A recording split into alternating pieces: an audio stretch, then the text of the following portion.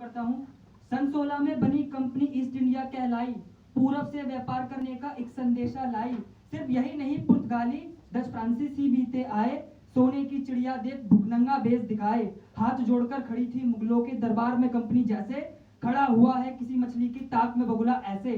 पता नहीं क्या हुआ मुगलों को, पता नहीं क्या हुआ मुगलों को, निकाल दिया एक फरमान, नहीं देना है तुम्हें कर, तुम करो यहाँ व्यापार। इस मुद्दे के कारण फिर हुआ था भीषण एक संहार, नामकरण करते हैं उसका प्लासी की ललकार, नामकरण करते हैं उसका प्लासी की ललकार। इस घटना ने भारतीय इतिहास को एक नई दिशा में मोड़ दिया, जब रॉबर्ट क्लाइव ने सिराजुद्दौला की कमजोर कड़ी को तोड़ दिया।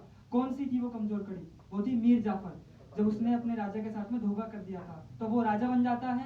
अब उसके ऊपर मैं कुछ लाइनें लिखता हूँ कि मीर जाफर बन तो बैठा राजा, पर मन में थी आत्मगिलानी, और इसी कारण बक्सर की थी बारी बाकी आनी। फिर कासिम शाह आलम शूज दौला के मदे हुई थी सैन्य गठबंधन की एक साझेदारी। फिर क्यों मुनरो के समक्ष पड़ी ये सारी सेना बेचारी, जब बक्सर के युद्ध के अंदर कंपनी जीत जाती है और फिर कंपनी का रूल स्थापित हो जाता है।